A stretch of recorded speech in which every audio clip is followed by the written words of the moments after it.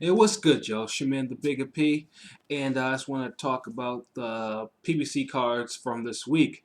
I'll start from the earlier one, but man, this is the first time like I've seen. I mean, PBC. Now we had cards on NBC Sports Net, ESPN, Spike, and regular NBC to this week.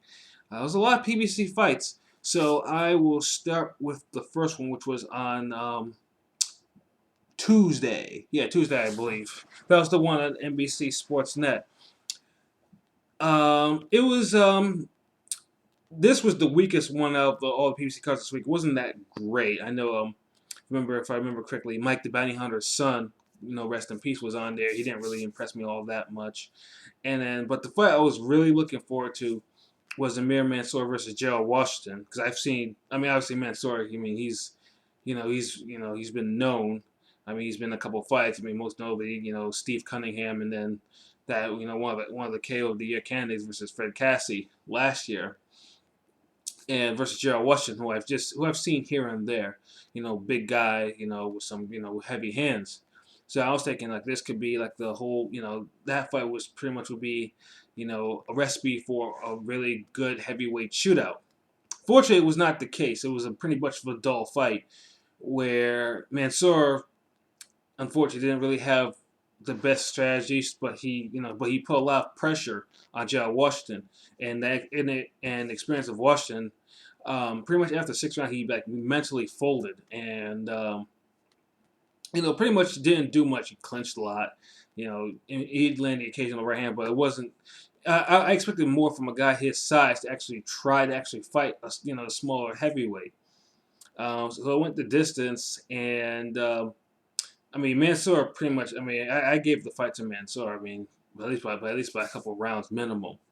As I mean, although he didn't land a whole lot of effective check, he was actually the more busier fighter. He was he put a lot of pressure on Washington, but surprisingly, ended up with the PBC draw, which Mansour, later commented in the post-fight interview that referencing this is Al Haymon territory, and he was actually surprised that he got a draw. Which is safe to say that Amir Mansour probably won't be on any more PBC cards in the near future. Unfortunately, you can't really badmouth Al Heyman like that publicly, especially on his actual show.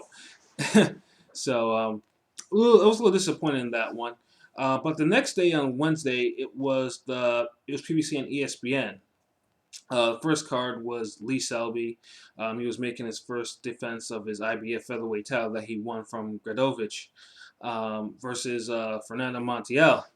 And when I saw the pictures face to face, I mean, originally I thought it was probably, I thought it was gonna be like I thought it was a minor mismatch at first, until I saw the pictures and I saw Selby just towering over this guy, and I'm like, you kidding me? Montiel. I mean, the guy has had plenty of fights. I mean, he's been in a lot of wars. So I was thinking like this is and Selby. He did his thing against Gradovich. I'll give him credit for that. I wasn't really happy about it since I'm a fan of Gradovich, but he did his thing. So I mean, I was thinking that Selby was going to knock him out at some point.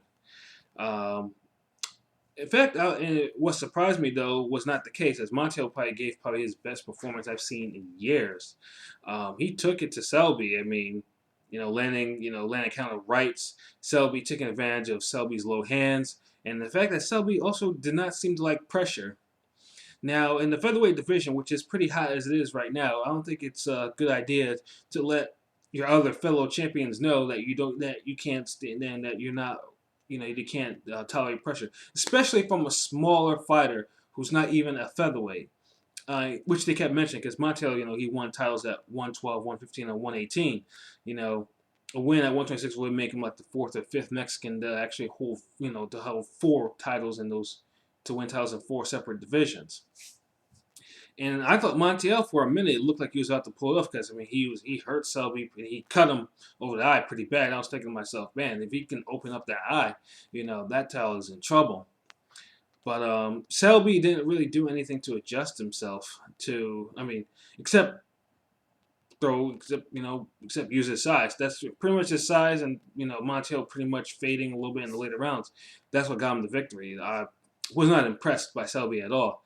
I mean, and this was, of course, this is his American debut, and this is, I mean, it was slightly different from the. I mean, maybe it might be a change of opponent type of point from going from Gradovich to Montiel, and then maybe jet lag. I don't know what it was, but it wasn't the type of fight that makes me think that he would have a chance against any of the other featherweight champions.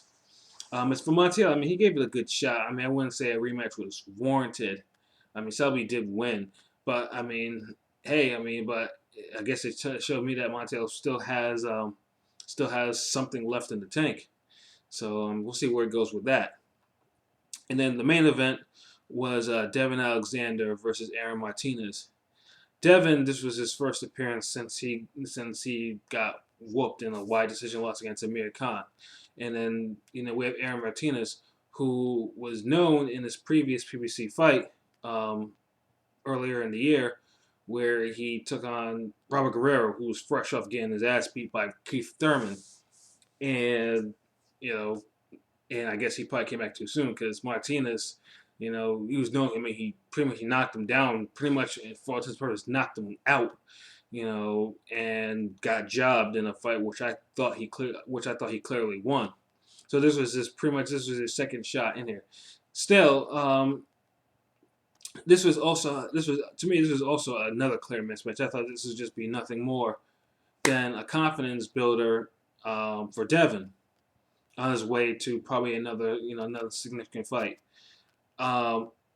This was probably the saddest of all the PBC fights I saw. This was just disgusting to watch. I don't know what it is. I just don't know what's going on with Devin. I mean, I just saw Martinez literally just bullying the guy around the ring for 10, for the whole fight.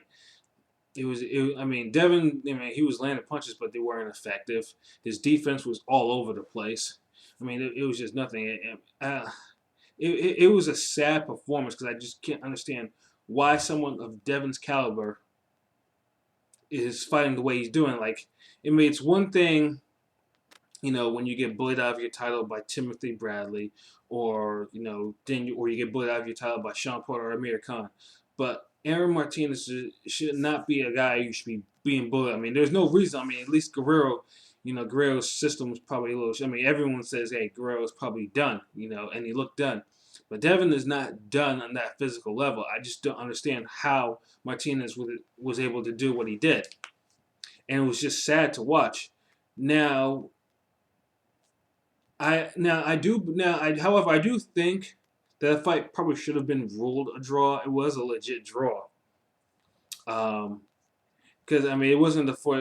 I mean, Devin did. I mean, he did enough to win the rounds that I thought he did win. But just the fact that that Martinez was competitive with Devin Alexander just really saddened me in a way because he's not physically shy. It's in his mental. But to my surprise, they gave it to him. They gave it to Martinez. I don't know if it was just the whole thing with the Guerrero fight, but they gave it to him. So for now, it's Martinez is now a player at some, a player. He's now probably the big gatekeeper at welterweight now. Most likely, probably, I could see him probably again, facing somebody. Someone like a Danny Garcia at some point. Who knows? As for Devin Alexander, I just don't know. Where do you go from this? I mean, you got bullied. You got bullied, and he didn't seem to care. Or he still. I saw some excerpts of some interview. He didn't seem to care about this loss, and he thought he was still the best. Like, this is bad. I was legit pissed. Because originally I was a big fan of Devin as he was coming up, and then it was just these weird lapses. This is like Johnny Gonzalez. You just can't understand why he would win the fights that he won or lose the fights that he lost. And this is Devin. I would say run that back, but like I said, I just don't know where. I don't know where he's headed. I don't know if his trainer is just no longer effective anymore. It's just sad. It's just a really sad situation all around. But that fight. That fight really left a bad taste in my mouth because I just don't like seeing someone of that type of talent level just lose the way he did, and just really not care. that he lost. He lost a really bad fight. So yeah, it was I was disappointed. The favorites in that card, didn't put on they didn't put on the best performances. Um, so yeah, so then yesterday we had PBC on Spike. We had was it Koji Kono versus Koki Kamita. Um, they kept it hard, but this was the first time two Japanese fighters were fighting for a flyweight title. I didn't see any significant in that. This fight would have been, it would have ended up a fight of the year candidate, but the refereeing in this bout was just god awful. I mean, absolutely horrendous. And this ref, I know. I mean, I remember the first time I seen because I know he worked. I used to see him work a lot of the ESPN Chicago Friday Night Fight cards in the past, and I've seen him cuss out fighters, all types of shit. Um, and this guy, and I don't know what his problem was, but he was just too involved in the fight, and then he threatened a double DQ. I mean, to two fighters, I mean, they didn't even speak English, so who even knows what the hell they were even saying? I mean, there was a lull in the belt, but then I mean, I thought Kamito would have won the fight, but Kono just pretty much, like I said, pretty much was out brawled him. It was a wonderful fight outside of the piss poor refereeing, and it was a clear win for Kono. It's a good fight. And then we have the main event, Cleverly versus Fanfara, and that fight was just that was just a battle of volume punching. I mean, the punch stats were incredible. I mean, both fighters threw over 1,000 punches. It's unheard of. I mean, this is light heavyweights, and Cleverly I thought was pretty much, getting up to the point where he was getting to that Ricky Hatton level because I didn't think he had it in him. I didn't think he looked all that good ever since he got KO'd by Kovalev and he lost his belt, and he had been flirting around with cruiserweight. Um, but he gave a good account of himself. Although I was not a big fan of the Joe Calzaghe type of throwing, and there was a lot of that, and that accounted for a lot of the volume in the punches, But he was game. I mean, he got bloody. Fafar pressed it. I mean, matched him, pressed him, cut him, and just outworked him over 12 rounds. It was one hell of a fight. Fafar, got the W, and now Fafar should really press a rematch with Superman because, I mean, I think now Fafar could probably take the fight and probably take that belt away from Superman. But yeah, but still, like, both my hats off to both of those fighters. It was an incredible brawl to watch. To watch that type of output, I mean, it was incredible. I think they also landed pretty too, at a good percentage too, if I remember. It was incredible. And then we have today's card, PBC on NBC. The opener was Pritchard Colon versus Terrell Williams. That fight was. I wasn't expecting much of this fight at all, really. I thought either A. Colon was just going to be a display, just going to be a simple display, a nice opener before the main event. This fight had so much fuckery in it. I don't even know where to begin. The ref, again, threatening a double DQ. The low blows, the back of the head punches, the bad acting from both fighters after their fouls. Referee, like I said, it was just, and in between there, you see Colon really losing his cool and coming unstuck easily during the fight as he held his jab hand way too low. His jab defense was terrible, and allowed Williams to just really time him and counter either with the right hand, as he dropped his hand, with the right hand, or as he leaned forward, was getting caught with left hooks. And this was repeated over and over again. And even after all the fouls, he became unstuck. And when he got fouled and he started rolling around, I was like, oh my God, like you got to get up. You can't lose your belt like that. I mean, you can't lose your zero like that. You got to get up from the ground. You got to get up from the canvas. You got to do something. You got to go on there and fight. And then Williams would go on to score 2 legit knockdowns on him. And had him in all sorts of trouble by the end of the 9th round. And here's was the biggest. And here's where the fight just took on a whole nother level of fuckery. He goes back to the corner, and the corner just starts taking off the laces off Cohen's glove. I was like, what the? And I'm thinking to myself, what the hell are they doing? You know, I was like, okay, okay, they're stopping the fight. They're pulling him out of the fight, so it's all good.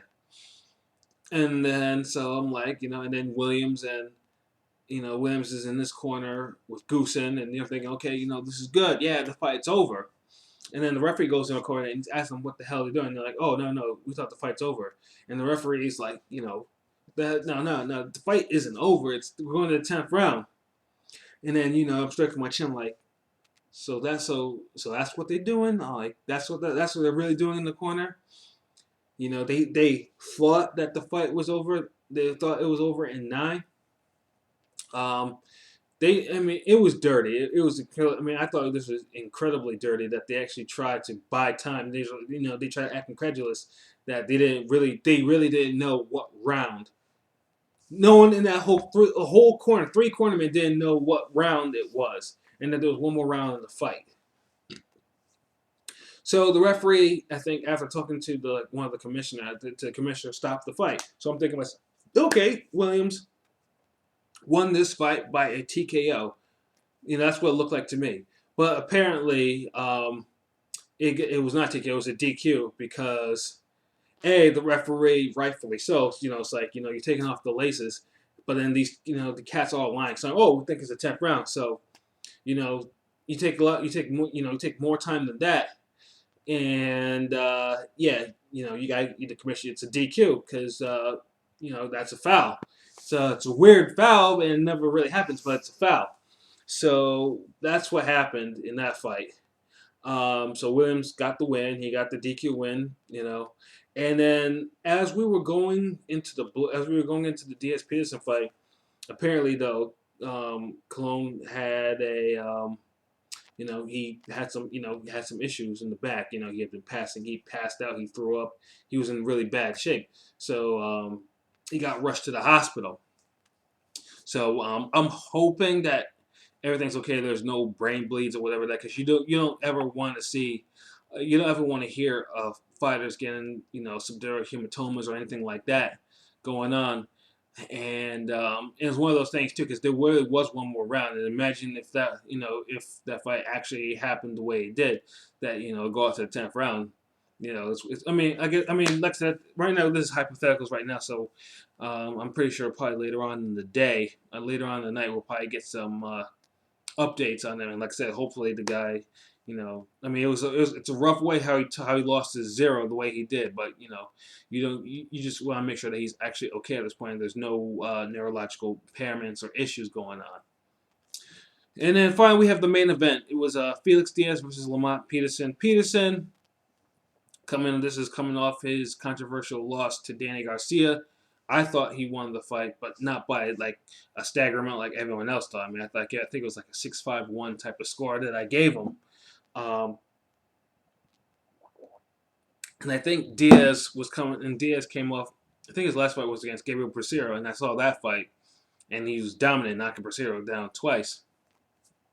So I thought, but the knock against Diaz though is, the guy won gold in the 2008 Olympics, but only had 17 fights since then. That type of frequency is like, you're like, what the hell is going on? Is he like learning on the job? And I wasn't high on him because, like I said, I just didn't know what the hell his problem was. Fighting only 17 times in 7 years. That's a terrible frequency, especially for a young fighter. So I thought this would be a fight that Peterson would actually win easy.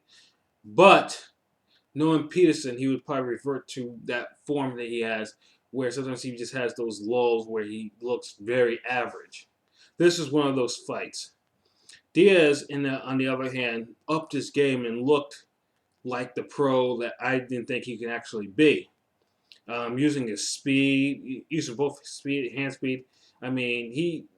Pivoting, footwork, it was just on point. He was lacing Lamont like it was nobody's problem.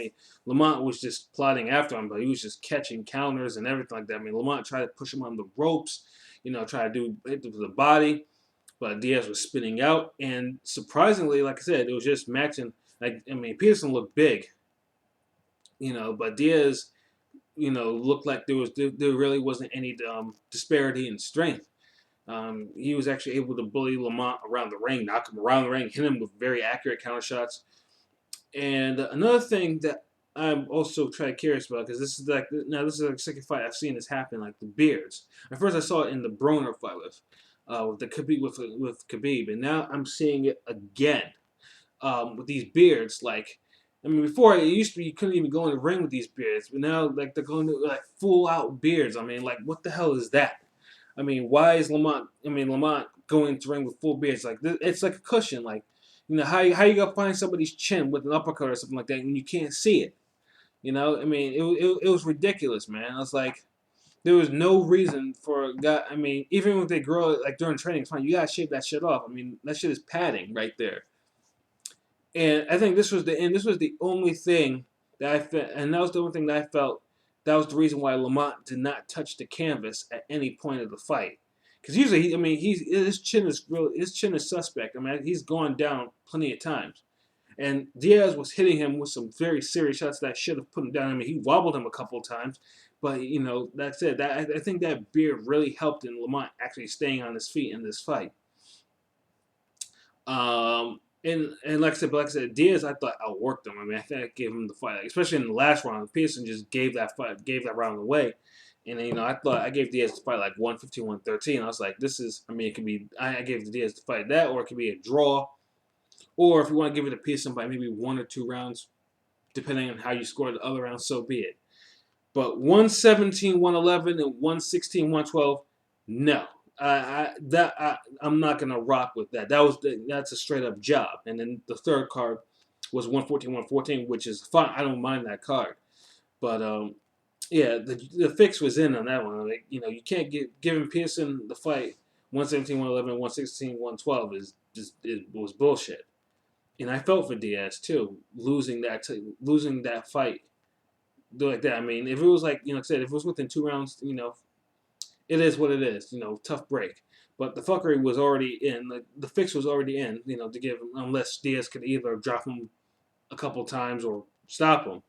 And I hate to see. I mean, Diaz puts probably his best pro effort to date, and he gets robbed. So I mean, it's like now it's like I applaud him though. I mean, he's a player now at welterweight, but now I just don't want to get to the point where this guy is gonna be taking long ass breaks until he actually fights again.